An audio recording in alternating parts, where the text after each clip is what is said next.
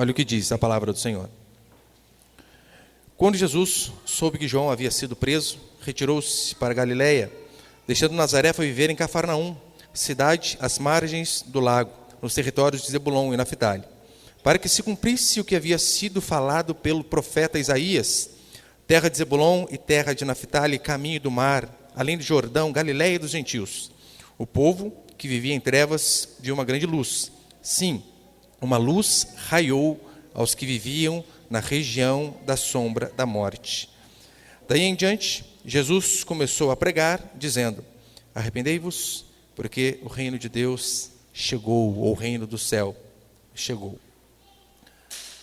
Qual é o contexto aqui de Mateus capítulo 4? Jesus, ele sai da Judeia, ele vai justamente para Galiléia. Galiléia é conhecida como Galiléia dos gentios. Gentio é aquele povo que não é povo de Deus, é aquele povo à parte. Na verdade, já havia uma guerra entre judeus e gentios, judeus e galileus, melhor dizendo, que os galileus, uma vez, foram povo de Deus, só que não, eles começaram a se misturar, casar com outras pessoas, e então aquele povo começou a ser desprezado. Era tão sério essa rivalidade que tinha entre judeus e galileus, que os judeus, eles não comiam com galileus, eles não se assentavam com galileus, eles não se relacionavam com galileus, eles raramente falavam com alguém que era daquela região ali. Eles eram extremamente desprezados, mas nós vemos que Jesus, ele pega um caminho totalmente diferente. Ele vai justamente para esses, ao qual o seu próprio povo desprezava, esquecia, passava de lado. Um povo perdido, rejeitado, isolado, como diz o texto. Um povo que viveu em trevas, eram trevas geográficas por conta da situação onde eles moravam, mas principalmente trevas espirituais. É isso que eu pretendo mostrar aqui para vocês. E nós precisamos, todos que vivem sem Deus, de fato de que uma luz ilumine a nossa mente, o nosso coração e o nosso espírito. Porque todo ser humano sem Deus, diz a Escritura, vive em trevas. Ainda que tenha dinheiro, saúde, família, casa, conquiste várias coisas, o ser humano sem Deus vive em trevas. E talvez essa seja a sua situação. E o pior de tudo é quando nós vivemos em trevas, tendo muitas coisas ao nosso redor. Se você está assim, se você precisa de fato de uma transformação em sua vida, de uma intervenção divina, se você talvez já batalhou, de repente chegou ao ponto de desistir: olha, eu não sei mais o que eu faço em relação ao casamento, em relação a filhos, em relação à saúde, em relação à vida financeira, qualquer coisa que seja. Filhos que vivem dando problema, vícios, derrotas. Ou se você talvez tem a pior desgraça que um ser humano pode ter, que de fato me seguiu durante 21 anos, que é um vazio existencial, que é sem ter algo que de fato nos preenche. Eu durante 21 anos da minha vida andei a buscar coisas que me satisfizessem. 21 anos. Eu pensava que dinheiro ia satisfazer, relacionamentos iam me satisfazer, eu pensava que conquistas iam me satisfazer. E à medida que essas coisas iam acontecendo, eu sempre percebia que aquele vazio continuava, então sempre me perguntava: por quê?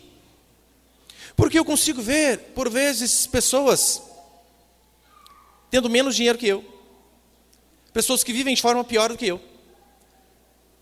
alegres, felizes, e eu, parece que tem um buraco dentro do meu coração.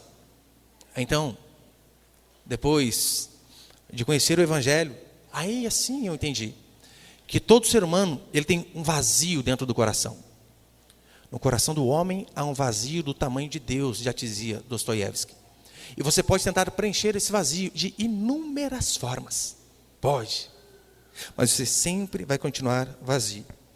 E se você chegou aqui essa noite dessa forma, vivendo em trevas, por vezes dentro de igreja, sabia que é possível?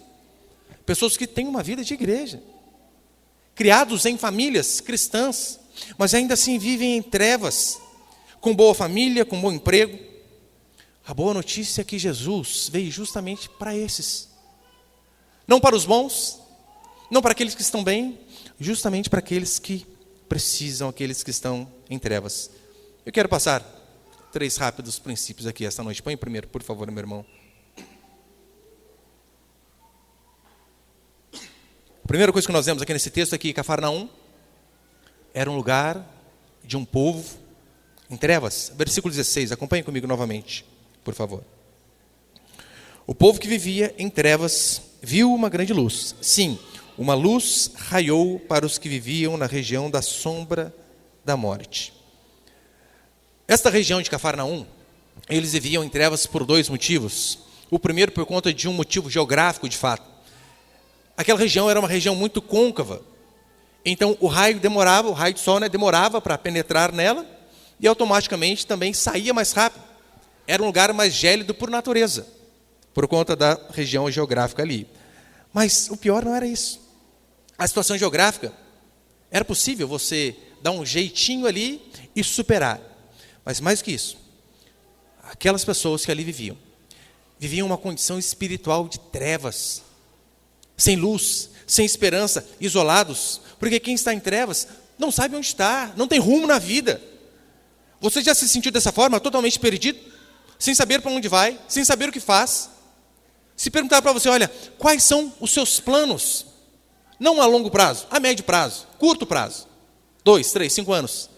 E por vezes, muitos estão perdidos, não sabem onde estão, muito menos para onde vão. Olha para o trabalho, olha para a família, e vive se perguntando, será que vale a pena? Mesmo por vezes com uma família amorosa. Que vida triste. Quantas vezes testemunhamos pessoas que são assim, cheias de pessoas em volta. Pai, mãe, marido, esposa, e até filhos, mas vivem frustradas. A vida, ela pode não estar ruim, mas tem coisas muito piores. É você viver de uma forma ruim. Às vezes a vida está boa, mas você vive de uma forma ruim. É correr atrás do vento, sabe? Aquela sensação de que nada preenche.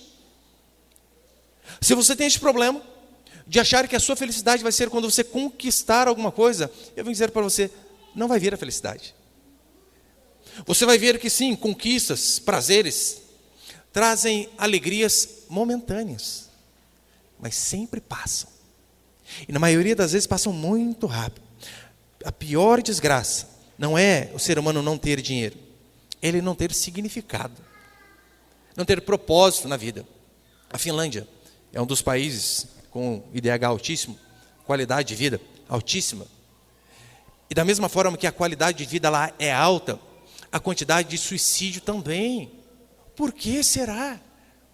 Que pessoas vivem bem, muito melhores que nós vivemos aqui no Brasil, porque viver aqui é aventura atrás de aventura. Mas ainda assim vivem bem, são prósperos, têm dinheiro, e ainda assim se suicidam. Porque você pode até ter bons propósitos. E quando eu digo bons propósitos, eu digo de coisas lícitas. Casamento, fantástico. Filhos, um emprego melhor, um salário melhor. Mas saiba que todas essas coisas, ainda que conquistadas no mesmo pacote, são incapazes de preencher o vazio de ser humano e trazer luz para a escuridão a qual eles vivem. Quem está em trevas não sabe nem para onde vai, não tem perspectiva do amanhã, vive sem direção. Tem um filme bem antigo, então os mais antigos aqui talvez vão lembrar. Lembra Forrest Gump, o contador de história, lá 1600 antigamente? Basicamente é um rapaz correndo, e as pessoas começam a correr atrás dele, dizendo, por que você está correndo? Em prol das baleias? Qual é a causa que você corre? Ele diz, não, eu corro por correr, apenas corro. E tem uma hora que ele para, daí já tem um monte de gente filmando, equipe de televisão, um monte de coisa atrás. Ué, vai parar? Assim, parei. É porque você corria? Nada, apenas corria. Tem pessoas que vivem dessa forma, vivem sem um propósito existencial. Quem está em trevas não consegue enxergar saída para a sua vida. Assim é o ser humano. Ai, pastor, eu não consigo enxergar solução, meu casamento, meu trabalho. Semana retrasada eu conversava com uma família que aparentemente era bem estruturada, mas de repente parece que um raio caiu e partiu a casa ao meio. Separados, morando na mesma casa, filhos totalmente perdidos, apenas em Jesus eu e você conseguimos encontrar significado. Isso aqui não é um jargão, isso aqui é uma verdade. Ele é o único que pode fazer com que as trevas de nossas vidas se dissipem. É o único que pode nos dar significado. Como vive um homem que não acredita em Deus? Pense em um homem que vive em Deus no dia do luto. Como aconselhar um tipo de pessoa assim? É impossível. E olha que eu já fui em muito velório. Muito. Mas para a pessoa que vive sem Deus, o luto é uma dor inacabável. É desgraça atrás de desgraça. Para aqueles que são materialistas, que acreditam, né, que o corpo é apenas matéria, a perda da dor de um filho é um buraco, uma desgraça que a pessoa por vezes não supera e acaba pegando o mesmo caminho, se matando. Eu não estou dizendo que aqueles que creem em Deus não sofrem, não sintam dor, óbvio que sentem. Mas a esperança que temos do reencontro nos faz permanecer firmes, mesmo em meio às mais diversas tempestades. Assim é a vida do homem com Deus. A chuva cai sobre o cristão e cai sobre o ímpio. A diferença é que o Senhor nos sustenta. O ímpio, ele perde o emprego, ele se desespera. O crente fica triste? Óbvio, fica. Mas ele sabe, meu Deus é o Jeová Jireh, o Deus da provisão. Ele vai prover. Eclesiastes vai dizer que sem Deus tudo é ilusão. Tudo é vaidade. Acho que eu coloquei ali, Eclesiastes, capítulo 2, versículo 24, diz assim: nada há melhor para o homem que comer, beber e fazer que a sua alma goze o bem do seu trabalho. No entanto, vi também que isso vem da mão de Deus, pois separado deste, quem pode comer ou quem pode alegrar-se? Você pode até comer aquela picanha lá, folhada a ouro, né? Um negocinho. Pode comer. Pode comer o seu caviar. Mas nada se compara a quando se tem Deus.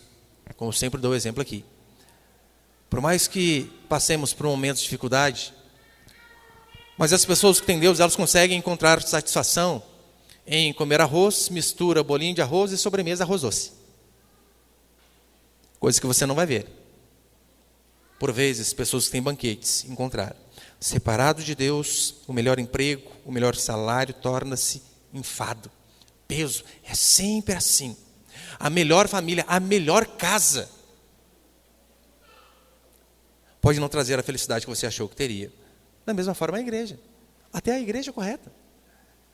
Ou você pode, por vezes, frequentar a igreja e mesmo assim não ter Deus. Por isso que a sua vida é um enfado. Triste, angustiante, que tudo te desanima, que tudo te desespera. Qualquer coisinha você fica desesperado. Porque às vezes você conseguiu achar uma religião, mas não conseguiu encontrar um Deus de verdade. Segundo, Cafarnaum era o lugar dos rejeitados. Essas pessoas eram consideradas um povo atrasado, para ser mais exato, de fato, como um povo de segunda categoria.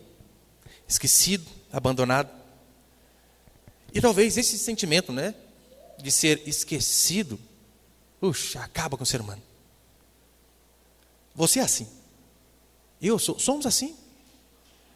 Se esquecem do seu aniversário. Você que é casado, marido, esposa. Se você acorda e não recebe um parabéns logo de cara, sinais haverão. Você vai ficar com a cara fechada? Porque como pode não se lembrar de mim? Se sentir rejeitado é algo terrível. Quando a rejeição vem dos próximos, da família, nossa, a dor ainda é maior. Você já teve a experiência de fato de alguém virar as costas para você? Desdenhar, te esquecer. Talvez um dia isso aqui eu falar para você que é um trauma na maioria das famílias. Eu sei que hoje em dia tenta-se romantizar a questão do divórcio. Ah, mas é legal, passou semana com a mamãe, final de semana com o papai. É uma desgraça. É uma desgraça. Arrebenta com as crianças. Só que eu sei que hoje em dia é passado de uma forma diferente. E talvez um dia você, lá na infância, ainda viu seu pai indo embora. Ou ouviu palavras pesadas do tipo: você não estava nos meus planos. Você foi um acidente. E que terrível é ouvir isso.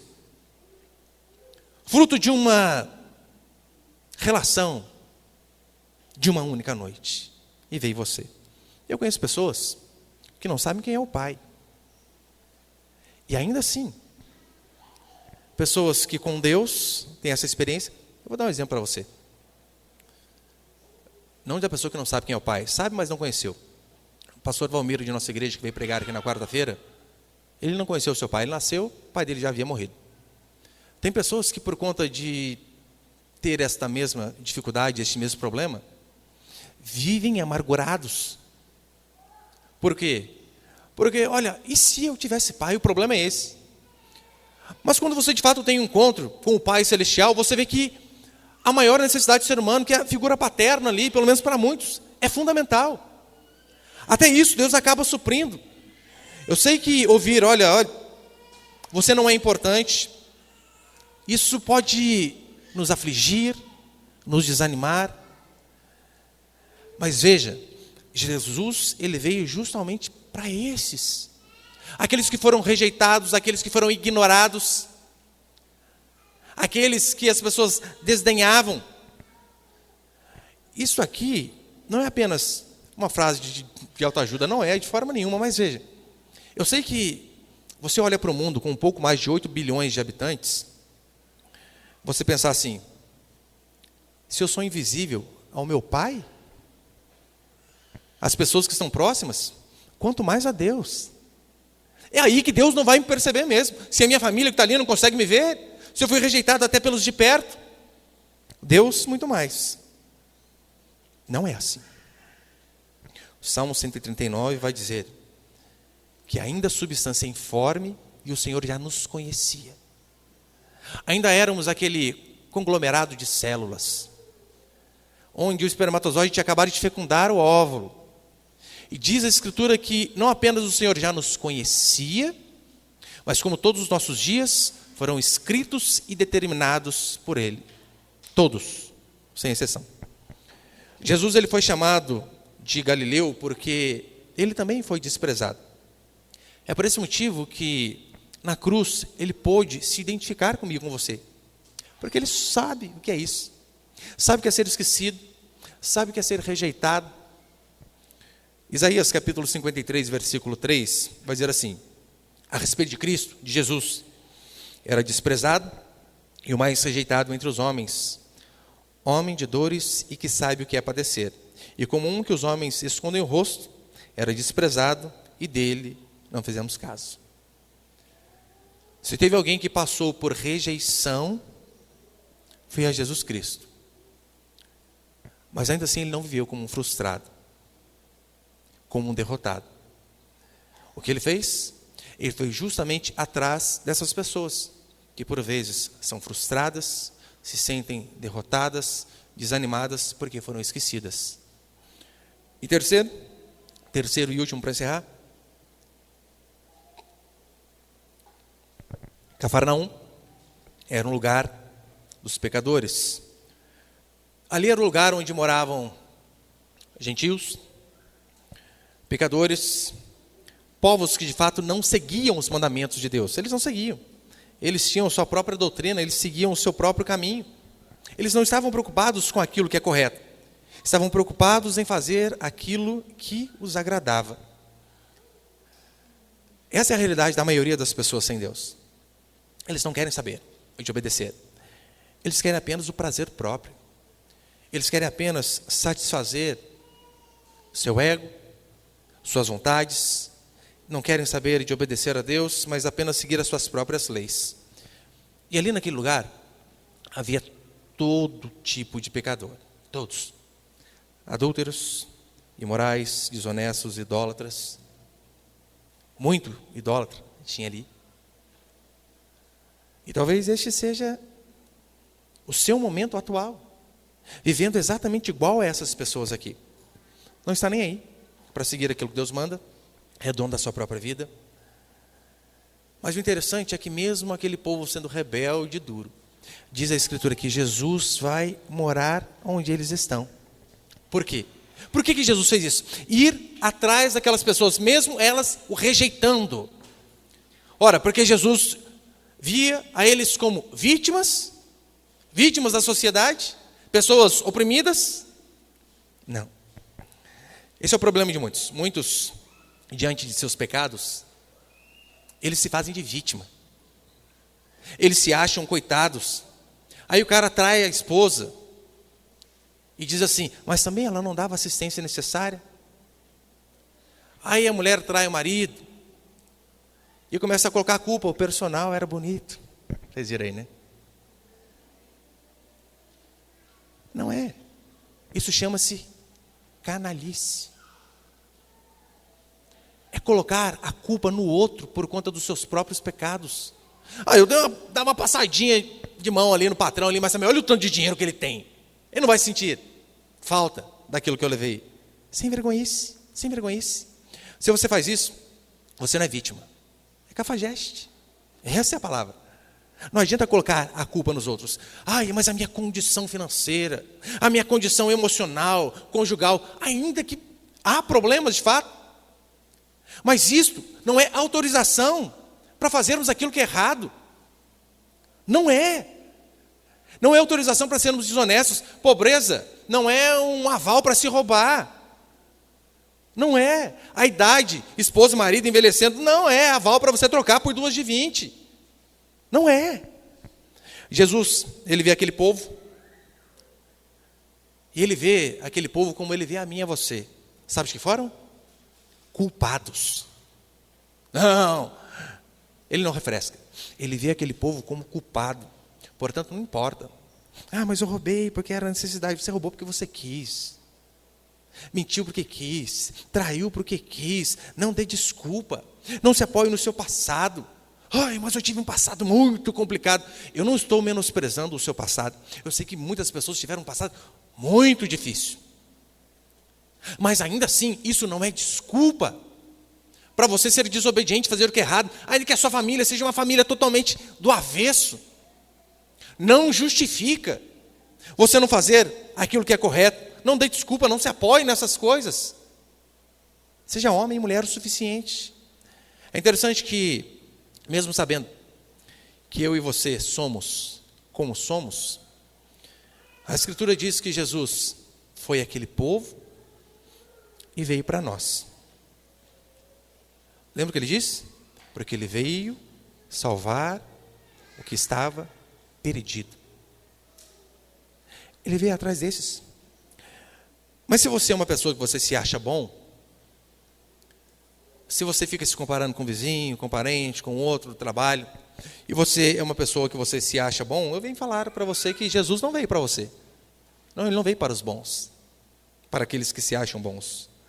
Mas se você consegue ver que a sua vida, as desgraças que acontecem, são frutos de sua própria escolha, que você é o maior causador de seus problemas, como já disseram, se pudéssemos chutar o traseiro do maior responsável pelos nossos problemas, passaríamos uma semana sem sentar. A figura do ser humano talvez foi o que eu vi esses dias na minha bebezinha. Nem 2 meses tem. E ela tem bastante cabelo. Ela está aqui, pegando o cabelinho dela e puxando a cabeça. E chorando, chorando, chorando. E eu olhei para minha esposa. Esse é o ser humano em essência. Ele causa os seus próprios problemas. Tiramos a mãozinha do cabelo. Passou. Assim somos nós. Portanto, você precisa entender que as desgraças que nos sobrevêm, o que acontece de ruim conosco, não tem a ver com Deus mau, mas tem a ver com Deus bom, que pune pecadores que não se arrependem. Mas a transformação da sua vida, ela está em você reconhecer os seus pecados, as suas falhas, os seus erros, Esta é a chave. O homem, ele precisa ver alguma bondade em outro homem para ele se compadecer. Deus não é assim. Deus, ele olha para mim e para você e vê apenas maldade, pecado, apenas isso. Ou você acha que ele olhou lá de cima e viu? Fez, gente, que rapaz, gente boa esse Henrique. Vou ficar com ele para mim. Você acha que foi isso? Não, não foi. Deus olhou para nós e viu que éramos seres humanos, mesquinhos, egoístas, imorais, mentirosos, idólatras, adúlteros. Ele olha para nós dessa forma. Diz que a culpa do nosso pecado não tem a ver com a circunstância, mas é fruto de nossas escolhas. Você lembra quando Jesus chega diante da mulher adúltera? E as pessoas atrasam ela, né? Pega, no flagra, a cama estava quentinha ainda. E Jesus, os homens colocam ela diante de Jesus. O que Jesus diz para ela? Tadinha, né? Ela foi explorada. Ela tinha uma família para sustentar, então, como tinha que dar um jeito, se virou dessa forma. Foi isso que ele fez? Não. Sabe o que é interessante o texto? O texto diz assim: ela muito pecou. Jesus olha para aquela mulher, pega em flagrante adultério, não passa a mão na cabeça dela e diz, em primeiro lugar, ela muito pecou. Ela fez aquilo que é errado. Então, mesmo sabendo que nós somos, por vezes, igual aquela mulher, Jesus diz assim: eu vim para vocês que estão perdidos. Eu vim para salvá-los. Na Galileia moravam os perdidos, os pecadores, os rejeitados, mas Jesus foi até eles. E a boa notícia que eu tenho para você é justamente esta: se você se vê como um perdido, é justamente para você que ele veio. Porque Deus disse: das trevas resplandeceu a luz. Se Deus fez o milagre de onde havia trevas aparecer luz, resplandecer a luz, por que Ele não pode fazer na minha e na sua vida? Óbvio que pode. Basta que eu e você venhamos a crer, clamar a Ele. Quem disse que Ele não pode transformar um bandido em um homem honesto? Óbvio que pode. Eu já contei aqui para os irmãos esse exemplo.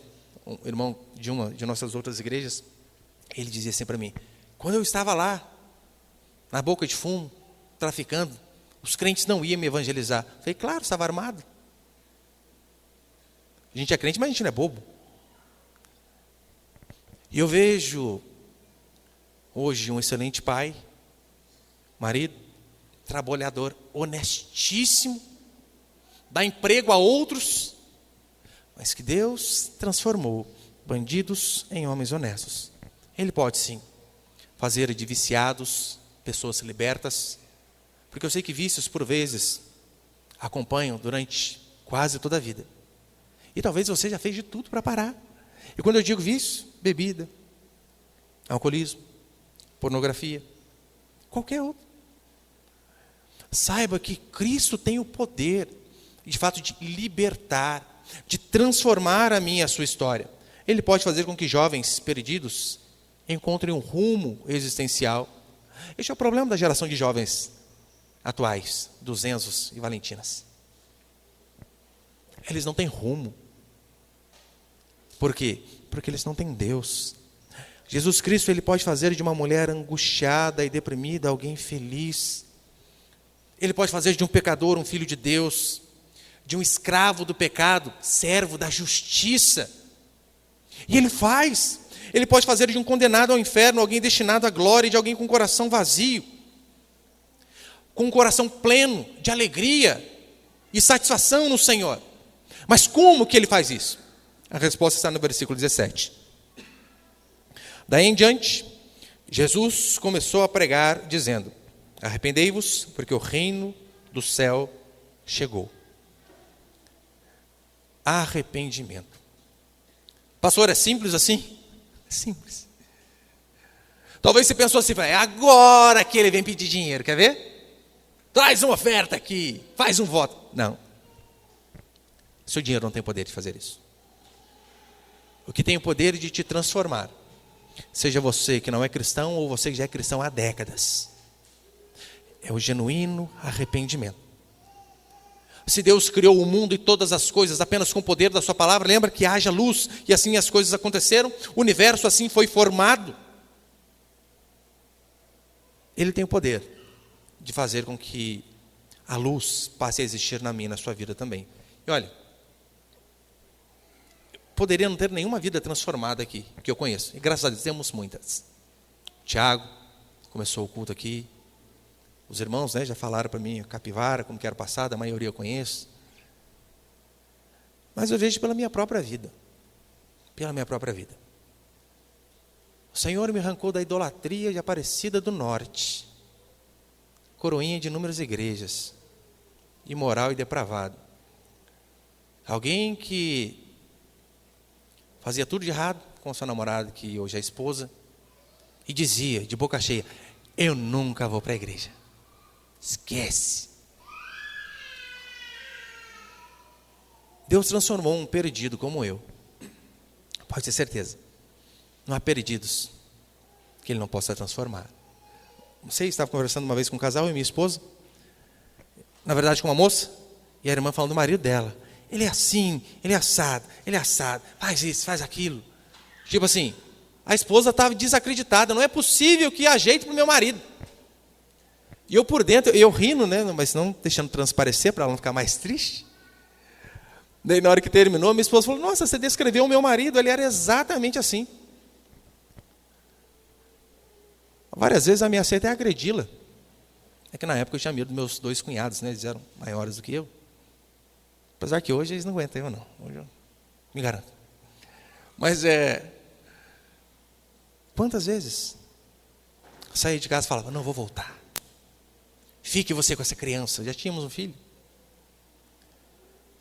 Eu vejo que Deus ele consegue ir lá no mais profundo abismo do pecado e resgatar aquele que estava perdido. Para encerrar, eu lembro de ouvir uma vez uma história de um homem muito rico. E ele entrou em umas lojinhas dessa de sebo, de coisas antigas, de relíquias. E então ele começou a ver um monte de coisa com o seu enorme carro importado, estacionado lá de fora, e as pessoas olhando. Isso aí é mão de vaca mesmo, pelo amor de Deus. Como pode? Com um carro desse, entrando numa loja de artigos usados. Então ele começou a vasculhar, e lá no fundo, ele viu um carrinho feito de caixinha de sapato, tampinha de garrafa na roda, todo empoeirado, esquecido. Ele disse, quanto é? O homem olhou para ele, para o carro. Você está falando sério, aquele carrinho ali? Sim, quanto é? Não, pode levar. Não, pode colocar o preço, eu compro. Eu dou, levo essa caixinha com rodinha para o senhor. Mas tira uma dúvida para mim. Por quê? Essa sanha neste carrinho velho. E ele disse assim, eu o fiz quando eu era criança. Eu montei as rodinhas. Eu bati o prego. Eu peguei uma caixinha velha. E há tempos eu procuro isso daí. Por vezes, nós somos como este carrinho. Esquecido, empoeirado. Ninguém quer. Até que o Criador, que de fato nos fez, olhe para esse carrinho e diga, é meu. Eu quero. Ele vai nos valorizar. Porque a prova disso é que Ele morreu por nós. Não espere valorização dos outros, mas dele sim. Por isso não importa se você foi o mais fundo possível no pecado, se você se vê como alguém impossível de reconstruir, se você se vê como alguém sem solução, como um carrinho velho, sem rodas, jogado. O Senhor te trouxe aqui essa noite para mostrar que para Ele você tem valor, que para Ele você é importante, que assim como aquele homem fez aquele carrinho ao seu jeito, assim o Senhor foi com cada um de nós que estamos aqui. nos moldou exatamente do jeito que somos. A cor dos olhos, cabelo, temperamento. Até que outros não gostem. O Senhor olha para a gente e diz: não, eu fiz, eu quero. E se você quiser ter a vida de fato transformada pelo Senhor, faça isso que Jesus disse. Arrependa-se do seu pecado. Não ache que você é uma vítima da sociedade. Não ache que a sua família é uma família ruim, por isso você é ruim. Porque eu não tive oportunidades na vida. Não, você não é vítima de nada. Você é vítima das suas próprias escolhas, isso sim. A desgraça da sua vida não tem a ver com os outros, não tem a ver com o governo, não tem a ver com seus pais, ou até com a falta de seus pais. Tem a ver apenas com você. Mas a boa notícia é que é para esses que Jesus veio. E se você crer e se arrepender, a sua vida vai ser transformada também. Amém, meus queridos?